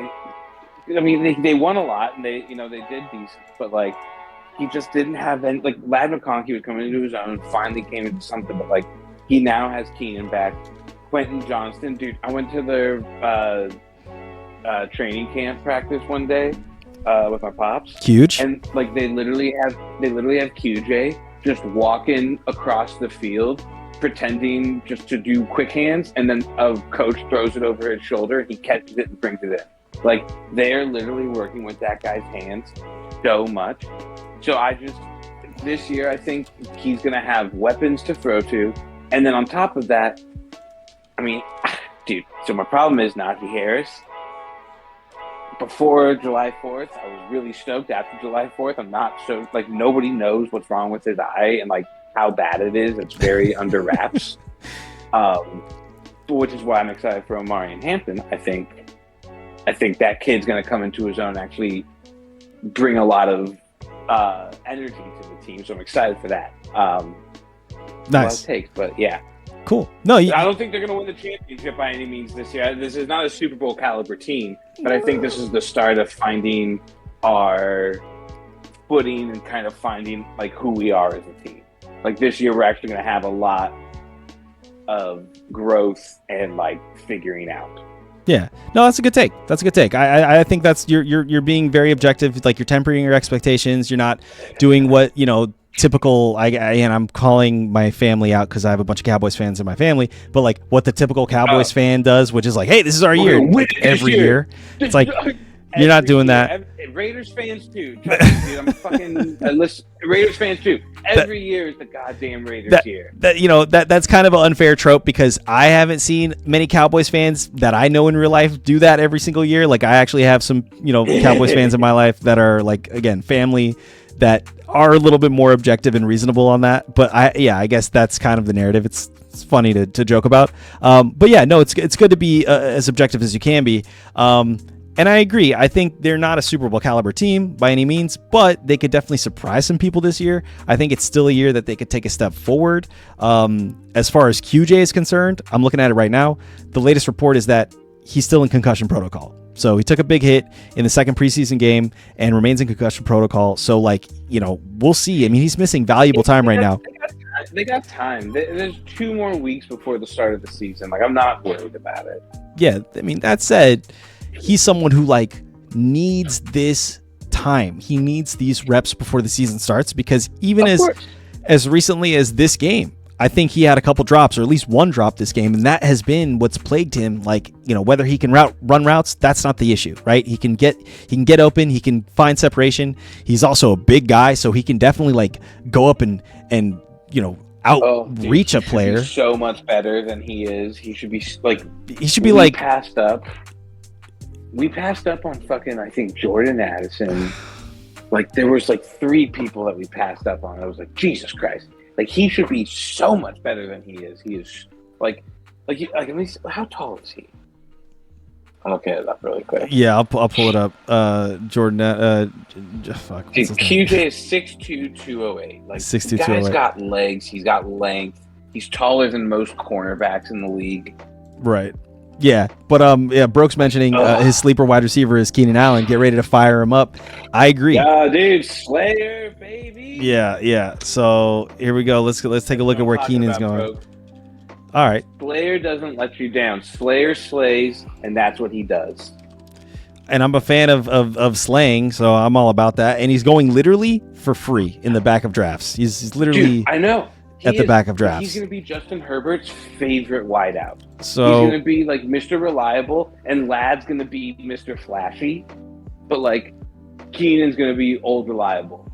Like, look what he did last year, right? And this is on a very, let's say, less than shitbag Browns team. Yeah, exactly. Less than optimal situation for him, and he was getting, as many as 15 targets in a game, 10 targets here, 8 targets here, 13 targets. He's finishing with 14.6 fantasy points, 19.3 fantasy points against Detroit.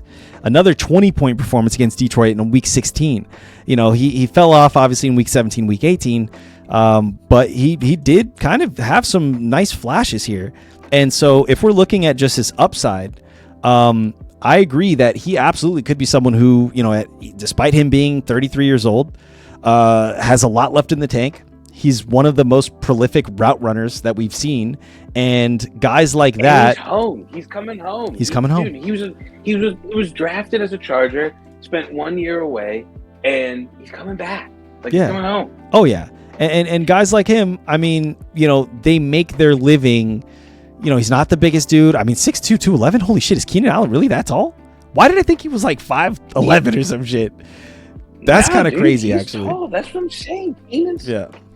Keenan's a boss. Nice. Well, he's the same height as fucking Quentin Johnson, and for some reason, I look at Quentin Johnson as like a bigger dude than Keenan Allen. Isn't that weird? Dude, that's kind of weird. Bro put it up right, because remember 2023, I drafted Mike Williams. Your brother drafts Keenan. Mm-hmm. Both were popping off, and then Mike Williams has the season-ending injury and goes down, and Keenan just balled. Yeah. The rest of the season, all Justin had to throw to was him, and he balled the fuck out, dude. Yeah, let's look. I mean, he did miss some time in 2023, but he had some pretty big upside. I guess his ceiling games were pretty good. Definitely had some floor games as well. That said, I still see 29.5, dude. Fuck me. Yeah, and he didn't have a great 2022. He was hurt a lot. But okay. But again, I'm seeing value, right? I'm all about value here. And that's all you want to do in these types of situations when you're drafting, especially, in these deeper leagues, is you're looking for value. And Keenan Allen is someone who you're getting for free, who could easily, again, be like a flex-worthy person each week, potentially. So I honestly am happy to pick up a guy like Keenan Allen on the back of my bench. He can easily be a plug and play for a guy, during a bye week or something like that. Could end up even being like a mainstay in my starting lineup as like a main flex or even a wide receiver 2 if he ends up really paying off and hitting his best case scenario, right? I don't think he's going to be like a wide receiver 1 by any means. I think his ceiling is probably like fringe wide receiver 3. And we're talking about rarest upside is like wide receiver 2, right? So, but a guy like that you're getting for free at the back of drafts, definitely worth it to me, right? So good call out there, bro. I like that a lot.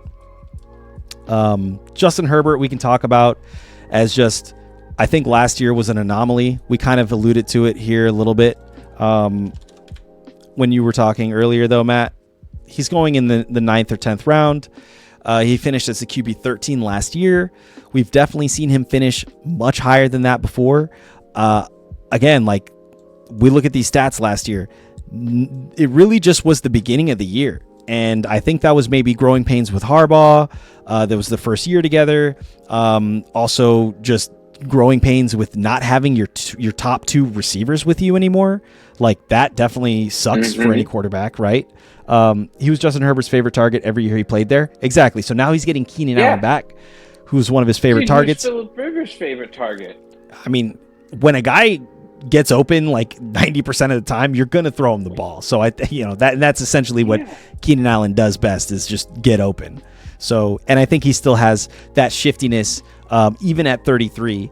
And obviously, just his experience, right? He just can see the soft spots of a defense. He knows how to take advantage of certain personnel and certain, looks or whatever. So, like, I am happy to, again, pick up a guy like him. But what it means for Justin Herbert is that he's going to be more consistent. Maybe we don't see these down weeks where he's playing, again, like maybe at Pittsburgh, a 9-point game isn't so unheard of for a quarterback. Pittsburgh is obviously a great defense, but we probably won't see these floor games like that. At Atlanta, 8 points a game, or 8 points that game. What the fuck was that all about? He only completed 16 of his passes for 147 yards, no touchdowns. He got sacked 5 times. That's a little discouraging, right? So I don't know what that's all about. But every other week after that, almost, he's above 13, 14 points. And down the stretch, what you like to see is strong games against division opponents. So he's playing home against Denver, 23 fantasy points. That's solid, right? Week 16, that's a lot of people's, semi-championship weeks.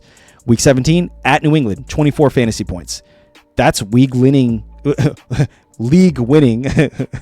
That's league-winning points right there. Yeah, Week leading, baby. No, that's league-winning points right there. So I am happy to pick up Justin Herbert as my QB1 in the 9th or 10th round. 100% see him outperforming what he did last year. And again, down the stretch, he was great. So, if I can look at that as like a indicator of how he's going to perform late down the stretch this year as well, especially when things are getting tight, the playoff race is on, like, he's going to perform and he's going to basically clutch things out. And so, I think he was like a MVP candidate like 2 or 3 years ago. He still has that talent, going forward. So no reason to be hesitant about picking a Justin Herbert up in this area. Right around a guy like Caleb Williams. Are you kidding me? If I have to pick between Justin Herbert and Caleb Williams, like, is it even a question that I'm going to pick up Justin Herbert? That's crazy. Justin Fields, I'm picking up Justin Herbert. You know what I mean? It's absurd that he's going down near these guys, but I get it. It's not even a contest, right? It's not a contest. When you're talking about this, Drake May, I'd pick him over Drake May, Jared Goff, obviously, but if we're talking about guys that are going before him, Dak Prescott's going ahead of Justin Herbert. Damn, Dak Prescott has been like soaring up draft boards. That's kind of crazy. Yeah, so that's really where I'm at with the Chargers, or actually with Justin Herbert. We talked about Quentin Johnson, Keenan Allen. Let's talk about, I guess, Amarian Hampton real quick, or do you want to save the rookie for last? So you'd rather take Dak Prescott in the 9th or 10th? So that's what's crazy. So Dak Prescott is technically going a little bit higher. Now he's projected to go in like the back of the 8th, early 9th round, right? We're talking about 82 in a 10-man league. So that's like right at the beginning of the 9th round. So he may not even make it to you in the 10th round if you're like even in a 10-person league. Dak Prescott, now it's looking like might not even make it there. So people have been like, people clearly agree with that because look, Dak Prescott is ranked higher than Herbert. And I think you're right, just in the sense of not that Dak's like a better quarterback than Justin Herbert. I don't know if anybody is making that argument. I think when it comes to obviously fantasy, we have to look at it through the fantasy lens. How many fantasy points is this person going to put up? And Dak Prescott has CeeDee Lamb. He's got George Pickens. He's got Ferguson. He's also got, a young rookie running back in that guy Blue, who looks like he might be catching passes out of the backfield. So he's got great weapons. I mean, just with CeeDee Lamb and George Pickens alone, I could see Dak putting up like a 4,200 yard season plus, right? Like, 4,200 passing yards. He can easily throw for that much. So, yes, I definitely understand what you're saying from a fantasy perspective. I don't know if we'll see as many throwing yards or passing yards from Justin Herbert. It could happen, but like, it's unlikely when we're just doing that direct comparison. I still think that there is potential just with the Chargers in general to be like a pretty high scoring team that Justin Herbert could surprise people. But I understand why you would pick up Dak over Herbert. There's nothing wrong with that. And he's ranked higher than him anyways. So it's understandable why you would do that. I could see it. Yeah. All right. So let's talk about Ladd McConkey. Mr. Ladd, he is going pretty high in drafts right now. He is. He's going in the 2nd round, or I guess early 3rd round, right? Around guys like well, I guess if we're talking about wide receivers, T. Higgins is going after him. Mike Evans is going after him. A few guys going before him is A.J. Brown. So he's like in pretty, like elite company here. I don't know if I can take a chance on a second-year guy, despite how well he played last year. I just and part of it again is like, yeah, he had a strong finish. Maybe started a little bit, rough. Had definitely some down patches throughout the year. So wildly inconsistent if we're talking about just like week in, week out performance.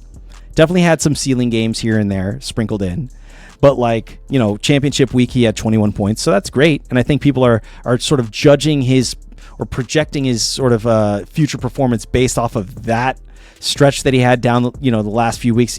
But even then, like, it's a little bit inconsistent for my liking. If I'm going to pick up a guy in this, high of a round, he needs to be about as consistent as you could possibly be. I know T. Higgins, we talk about T. Higgins, he's going up here as well.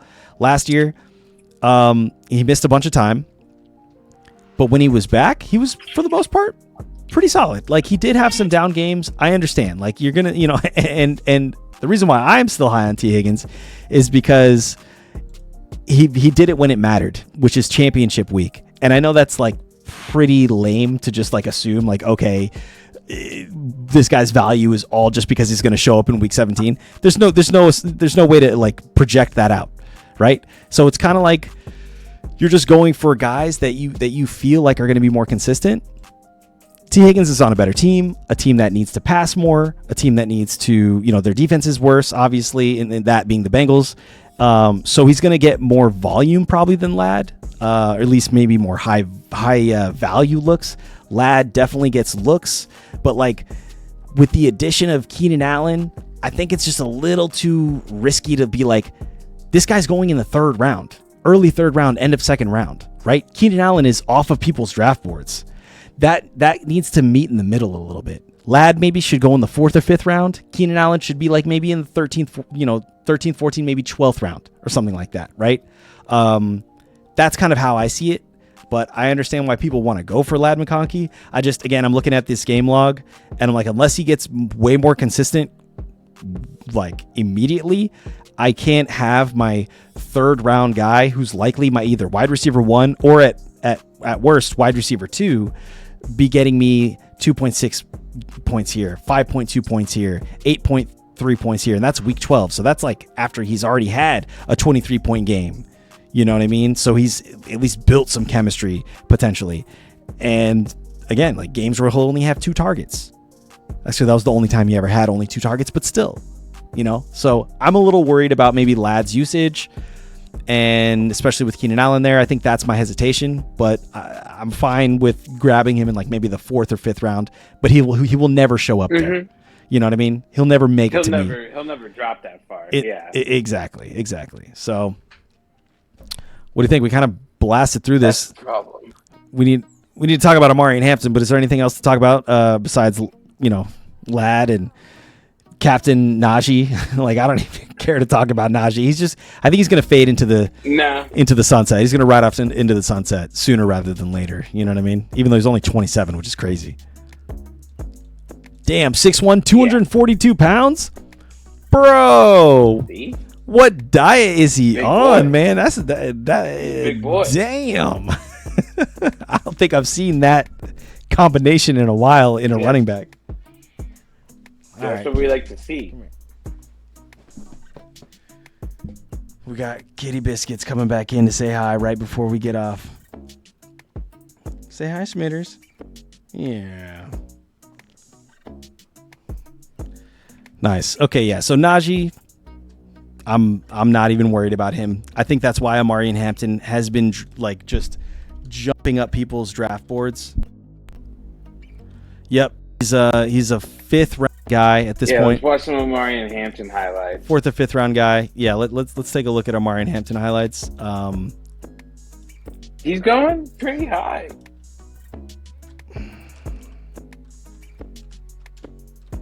He's going extremely high. LeGarrette Blount was that big too. Was he really? Was he 6'1", 242? I mean, I guess you're right. I guess he was pretty big. LeGarrette Blount was actually a thick man. So, yeah, no, I could see him being that big. Thick boy. He was a thick ass. He was big mamma jamma throughout his entire career. Yeah. All right, so this is Omarion Hampton. He played for North Carolina. So they were playing some decent competition. North Carolina, yeah, he's gonna play some. I mean, he's Atlantic Central Coast, but they probably played some SEC teams. I mean, this is not a one of those examples. Dude, college football looks so much fun to play. Yeah, I kind of wish I had played a little bit in college. Never got to play in college. Man, stop showing us the. I know. Yeah, let me skip forward. Okay, this was the most replayed.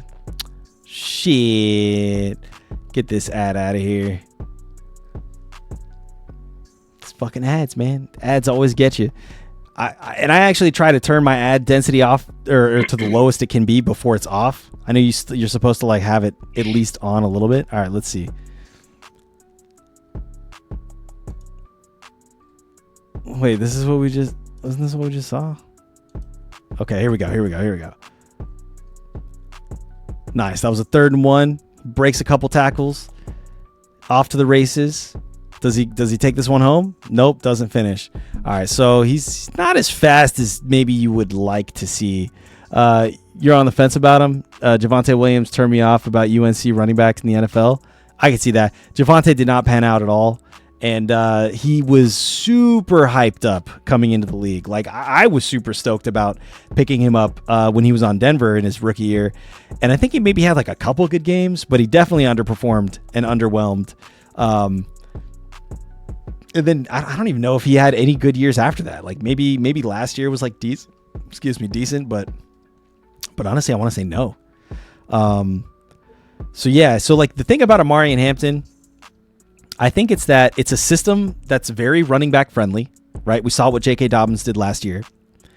It's a opportunity with, like, I guess, a prolific quarterback, maybe a future Hall of Fame quarterback, depending on how these next few years go, with an offense that doesn't have a lot of sort of like high-powered weapons in the receiving game, right? They have Will Dissly as their starting fucking tight end. Like, we're not even talking about that guy. You know what I mean? Which, he could be okay, but, as a streaming tight end for fantasy purposes, but, like, I don't think he's going to see, like, more than, like, 4 or 5 targets, like, tops per week, right? And that's, like, his ceiling. So they're going to need to score the ball somehow, right? And so, again, in a run-back-friendly offense, this kid, even if he's, like, not necessarily the most talented dude, like, he's not jumping off the screen to me. Like, Ashton Genty, I think, was a little bit more exciting in terms of his college film, for sure. It was a lot more obvious that he's just, like, a talented guy. This is more of, like, he's modest. He's seems to have good instincts, right? That was, like, a good move in the backfield here where he is able to shake the defender who breaks through the line. So, like, he clearly has, like, good lateral speed and, like, decent agility. But, again, his top speed isn't, like, there. And he's not, like, the biggest dude. How big is this guy? Omarion Hampton. Oh, 6 foot, 220 pounds. Actually, no, that's 6 foot, 220 pounds. That's pretty big. That's pretty big, actually. He's a big man with Jama. Yeah. But he's not Derrick Henry size, but he's definitely not smaller than the guys that we were watching earlier. So I think that'll give him opportunities to sort of, which is crazy because they already have Najee Harris, who's even bigger than him. So it's like, yeah, I mean, dude, he's their small back. You know what I mean? Yeah, 6 foot 220. They've got some big running backs this year, and I think it's gonna, like, honestly, I think he's gonna take over at some point because Jim Harbaugh is, like, he loves the run game, dude, and he's gonna figure out ways to utilize this guy. Yeah, Kamani Vidal and Hassan Haskins are. Yeah, someone's going to the practice squad. Yeah, we're not worried about them in any kind of, like, significant way taking touches away from either of these guys. But yeah, so it's really just the reason why I think Omarion Hampton is being drafted as high as he is at this point is simply because of the Najee narrative. Like, if Najee misses any time really knows yet. To begin the year, we really don't know. Like, obviously, it's going to be him. It's going to be Amari Hampton. It's going to be nobody else really to lead that backfield. So I understand where the hype is coming from, where the sort of like draft ADP is rising. That said, like, if Najee comes back in any kind of meaningful way, it's going to be a committee. You know, it's just that's what it's going to be. We saw it last year with J.K. Dobbins and Gus Edwards. But at any given moment, one of those guys could have been like the guy to start that week, I guess, for fantasy. So really you just had to be kind of paying attention. So it's like you want to get a guy in the 4th or 5th round who's definitely not just like a set and forget kind of guy, right? If Najee's in the mix, it might be like a committee that you're worried about week in, week out on like, is this guy startable? Am I going to risk having this guy maybe only get like 10, 12 touches and have Najee get all the goal line work because he's just that bigger dude? You know what I mean? Like that's why you got to wait to draft till later. That's why you wait to draft. Yeah. So you have more information. Yeah, well, we wait till literally the week before, you know? Dude, next Sunday when we draft, or next Sunday or Monday when we're drafting, by that point, things are going to be so solid with that situation. Like, at that point, he might even be a round higher if news about Najee is bad. True. Which would be, I think, a little crazy. Because then you're missing out on guys like, say he goes into the 3rd round or the early 4th round. Now you're talking about guys like James Cook. You're talking about guys like Chase Brown, which is crazy. I think Chase Brown is going to be higher than this, right? But you're talking about guys like Kenneth Walker, who actually I would probably draft Amari Hampton over Kenneth Walker at that point. Breece Hall, I'm kind of avoiding. We can talk about why when we go over those guys' depth chart, the Jets depth chart. But like Alvin Kamara, I'd probably take over Amari Hampton, and that sounds crazy, but like I know Alvin Kamara, and in terms of like he's 30 years old. I get it. He's had a lot of mileage for sure, but he is a PPR monster. And last year there were moments where he was getting like 11 targets, 6 catches. That was basically how he made his dirt. How he hit pay dirt basically was just through the air. So averaged a lot of receiving yards as well. So it's like, he didn't really do great towards the end of the year, but where you're getting him, like he's got a solid floor. Other than when he played Denver and only got I had Taysom Hill last year for that 10 yards on 7 carries. Sorry, you had Taysom Hill? For the 40-point game last year, I was the lucky one in the league that randomly picked him up. Oh, right, and then played him? You actually got to play him? Dude, I played him for that 40-fucking-point game. That's hilarious, dude.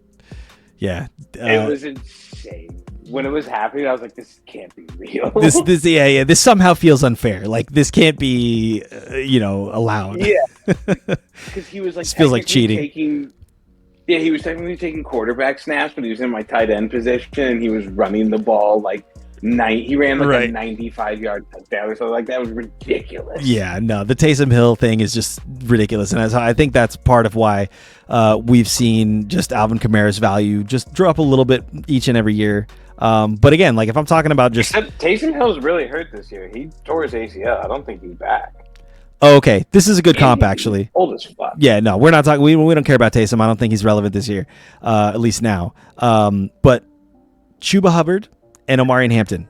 If those were the two guys I was looking at, I'd probably lean Chuba. As crazy as that sounds, Chuba, yeah. I'd probably lean Chuba. He's more. He's just. I don't think that's proven. Crazy. He's just proven, right? What's the guy they picked up got hurt again? Jonathan Brooks tore his ACL again. Yeah. Yeah. Jonathan Brooks is he actually might be done. Unfortunately, that's fucked. Dude, unfortunately, yeah. Yeah.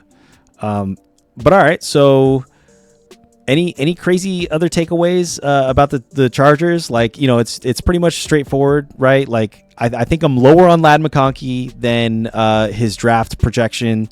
I'm a little bit higher on Justin Herbert than his draft projection. Obviously, I'm definitely higher on Keenan Allen, where he's going. Amari Hampton, I'm unsure as of now. I think the Najee thing has to clear up a little bit before I feel confident picking up Amari Hampton where he's going. But if I do see that, then yeah, I could see grabbing him where he's going. If I do see the Najee Harris situation have some resolution to it, at least know that he's not playing, in which case Omarion Hampton is a lot more desirable of a pickup. And then, Quentin Johnson, you're not even looking at him. And yeah, that's pretty much it. Maybe Will Dissly's like a streaming tight end at some points, but that remains to be seen. And so yeah, those are the family. Defense wise, let's look at their schedule. Look at the schedule really quick. Okay. Before we pop off, I want to see. They're playing Kansas City Chiefs. Okay, that's a tough week 1. Okay, at Las Vegas Raiders. I could see Chargers defense actually having a good matchup that week. Then they're at home versus Denver. Tough matchup. Then they're me and my pops are going to that game. Hell yeah, dude. That should be a fun game. Then they're at New York Giants. Okay, that's a great defensive matchup. Then they're home against Washington Commanders. Tough for defense. Me and Pops going to that game too. Nice, dude. Hell yeah. Damn, you got 2 pretty sick games, dude. Why can't I think of his name? Jaden Daniels. Wait, all right. Week 6, Miami at Miami. Kind of a tough, maybe on the road, 10 a.m. game, West Coast to East Coast. Like that's always tough. We always talk about how a West Coast team going across the country for a 10 a.m. game is brutal on a Sunday morning, and that's what you see here. And then it's Indianapolis Colts. I could actually see that being a good defensive play, but then it's Minnesota, then it's Tennessee, Pittsburgh, Jacksonville. So you're right, it's about 50-50. It's a fantasy playoff schedule, week 15 to 18. All right, let's go. Okay. Week 14, we got Philadelphia. That's tough. That's week 1 of the playoffs. Week 15, we got Kansas City. Game. Oh, damn. Really? That's sick. Week 15 is at Kansas City, so that's obviously tough. Week 16 is at Dallas. Week 1 of the playoffs is week 15. I'm tripping. So that's at Kansas City. Then at Dallas, which definitely is tough. And then Houston, to be determined what time it'll play. Me and Pop's going to that game too. That'll be at home against Houston. So yeah, no, you're right. Down the stretch, it's tough. They're probably going to be like a streaming defense. I probably wouldn't like lock and load and just set and forget them. You can definitely play them over the course of the week. Though, it feels or over the course of the year. Early on feels real good. Right. Las Vegas game for sure. New York for sure. Miami potentially. Indianapolis for sure. Definitely Tennessee and Pittsburgh and Jacksonville, and then Raiders. So they have a stretch there between week 6 to week 12 before their bye week that are definitely all playable. So maybe Minnesota's the one game that I would omit from that. Yeah, 15 to 18 is rough though. Yeah, I agree, broke. Yeah, definitely. Kansas, Dallas, Houston, Denver, geez. Yeah. So, all right. Yeah, dude. No, you guys could end the season 10-7 potentially. I can see you guys picking up 10 wins if you split with Denver and split with Kansas City. I want to do okay. But I want to it's some shitty. It sounds like I do want to have a decently shitty record so we can get a good first round wide. We need a wide receiver. Keenan Allen's not going to be here for forever. We need to pick up someone that's a fucking stud, and I want to get a wide receiver from the SEC. Don't care which college, just make it the SEC in general. Right. And I just don't want us to do that well. I'd love to be able to get a high draft pick and pick up some stud from college. Like a wide receiver. You guys need a wide receiver desperately. You need a new wide receiver for sure. Dude, we desperately need one, and the problem is this is across the board. Every team I root for does well enough to not get good draft picks, but never good enough to win anything significant to be proud of. Yeah. So it's just we're the middle of the pack. The people that the teams that I root for, and it's just be bad for 1 year and pick up someone good, and then be good. True. Yeah. That's how it was. Yeah, that's how it was early 2000s for the Bengals, and then we had a shitty stretch after Marvin Lewis left, and then we drafted Joe Burrow and Jamar Chase and shit like that. So it was all right, cool. We finally got our studs. Time to actually ball out of control. And then we went to the Super Bowl, and then we haven't been back since. But I'm hoping this year is the year, and we fucking need to sign Hendrickson, man. Anyways, yeah, I'd love to get an SEC player. Oh, for real. But all right, y'all. Nice, that was the AFC West. Yeah, great breakdown. Thanks for tuning in, everybody out there. Thank you, Matt, for joining and chatting with us about the AFC West depth charts. We'll do the another depth chart tomorrow. We'll try to do another two divisions tomorrow. We should rip through two. We should rip through the rest of the AFC tomorrow. Yeah, let's try to do the rest of the AFC tomorrow, and then we'll be in a good position for the next week. Coming into the first week before the last week before the season starts. So we're getting into crunch time, y'all. And yeah, good luck to anybody drafting this week. This week is definitely, I know this is like the second to most popular draft week. Usually we draft like the week before season starts, which is next week for us. So, but if you're drafting this week, good luck. And we'll see y'all tomorrow. But thank you for tuning in. This has been Game Time Ty and signing off till tomorrow. Peace. Peace, y'all.